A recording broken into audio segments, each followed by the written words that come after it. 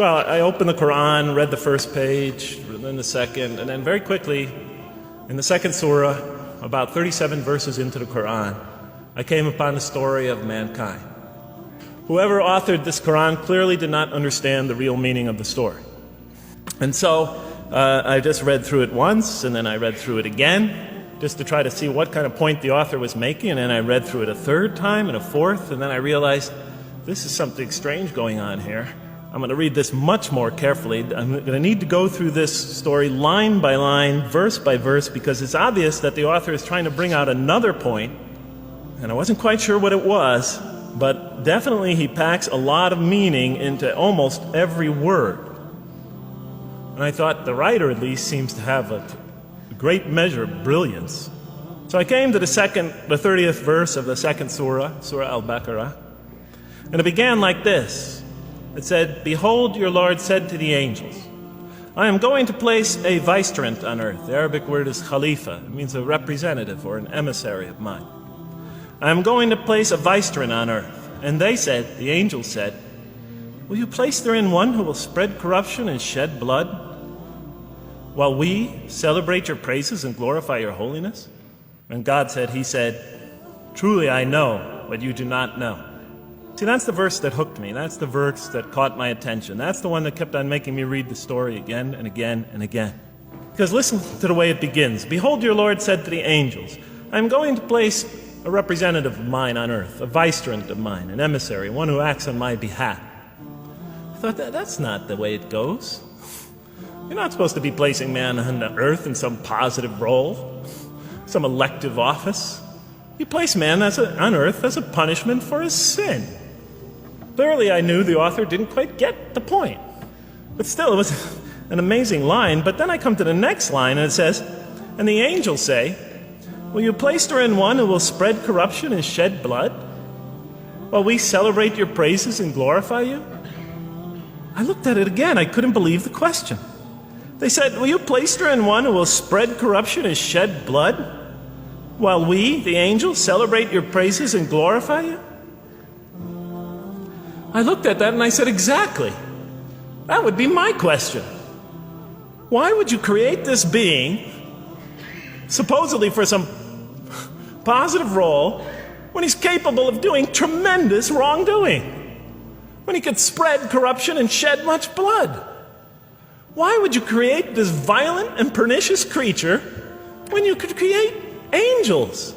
As the angels clearly say, while we, the angels, celebrate your praises and glorify you.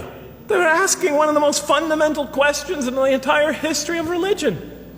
Why create you, man, this utterly fallible creature, this creature who could rebel against God's will, who could do such tremendous wrongdoing, who could wreak havoc like no other creature on earth, when you can make them angels?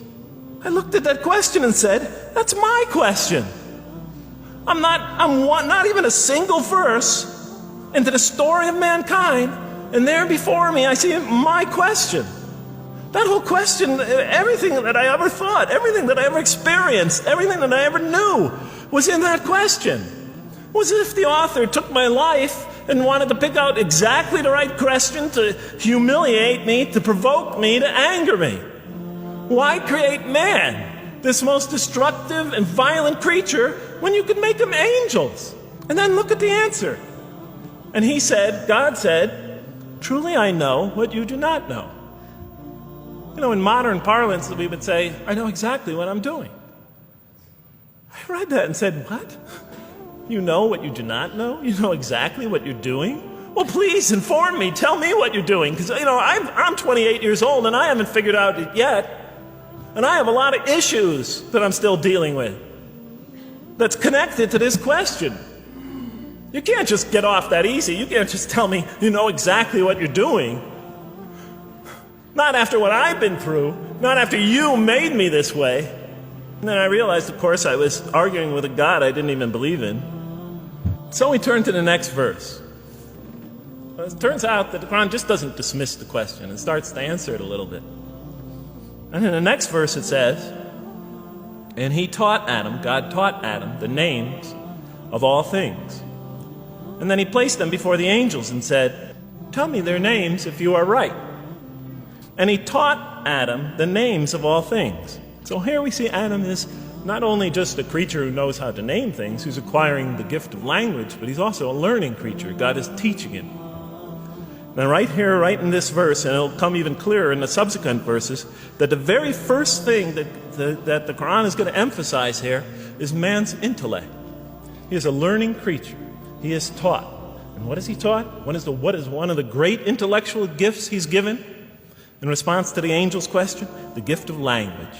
And so I'll see later in the Quran, when the Quran will emphasize this again and again and again. Like in one verse it says, read in the name of your Lord who created a man out of a tiny creature that clings. Read, it commands the reader, for your Lord is most bountiful. Why is he most bountiful? What great gift did he give you? For he taught man the use of the pen, and through it taught him what he otherwise could not know.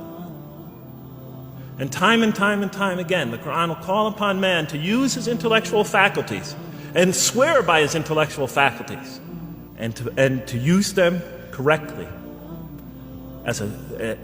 because they play a fundamental role in guiding him to truth. Never came upon a scripture that puts so much emphasis on the correct use of our intellectual faculties, on the harnessing of reason in helping us attain to faith. And he taught Adam the names of all things. And then he placed them before the angels and said, tell me their names if you are right. Okay, you have this you have this natural question about this creation of mankind. Here, this mankind is this human being, this human creature is a learning creature. He has many intellectual gifts. Here, I'm going to place these things before you. Tell me their names if you are right about man. And what did the angels say? In the next verse they say, glory to you. We have no knowledge except what you have taught us. In truth, it is you who are knowing, the wise. They say this task, this intellectual test that's put before them is beyond their grasp. Notice what they emphasize. We have no knowledge. This would take knowledge. This would take an intellect that they don't possess. In truth, it is you who are knowing, the wise. You got it. It's easy for you. You have the knowing, the wise. You have knowledge. You have wisdom. But this would take knowledge and wisdom that is beyond us. And so in the next verse we read, and he said, "O Adam, tell them their names." And when he had told them their names, notice how it's just like it's nothing for him. For mankind, he has this phenomenal ability. And when he had told them their names, as if it's just a triviality for man, he names them. "O Adam, tell them their names." And when he had told them their names, God said, "Did I not tell you that I know what is unseen in the heavens and the earth? And I know what you reveal and conceal?" And he's clearly going back to the angel's question. Yes, you have these natural concerns about the creation of mankind. Yes, he could do these evil things. But look at this tremendous intellect he has.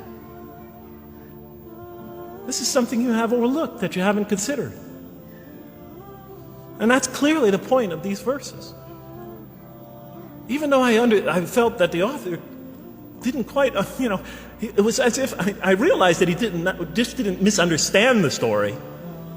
He was taking one of the great stories in the history of humankind, one of the fundamental greatest stories in the history of mankind, and molding it and using it as a vehicle for an entirely original message.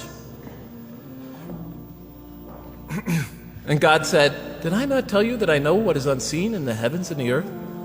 And I know what you reveal and what you conceal?" In other words, didn't I tell you I know exactly what I'm doing? And then in the next, and didn't I not tell you that I know what you reveal and conceal?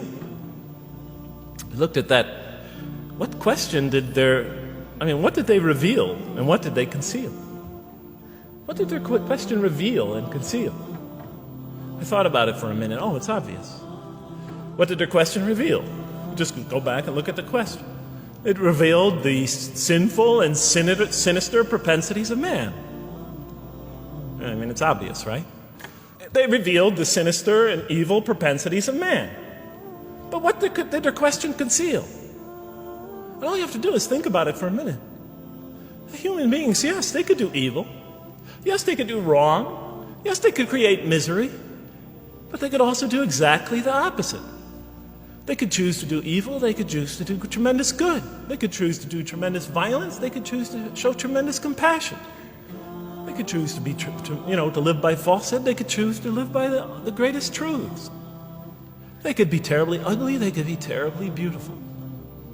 And up until that point in my life, I, like the angels, had only saw one side of the coin.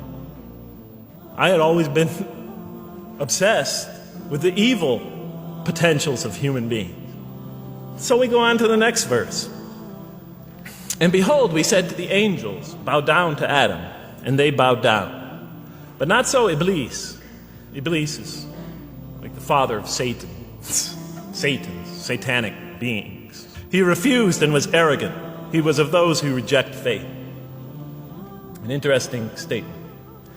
And behold, we said to the angels, bow down to Adam, and they bowed down. Bowing down could symbolize two things.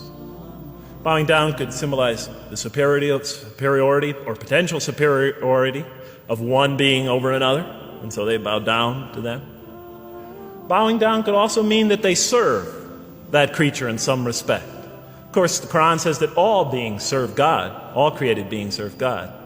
But this verse seems to be indicating, and the rest of the Quran will make it clear, that these angelic beings, these angelic entities, will serve the development of mankind. We'll even see later that the satanic beings serve the development of mankind. Both forces, angelic and satanic, will serve the development of mankind.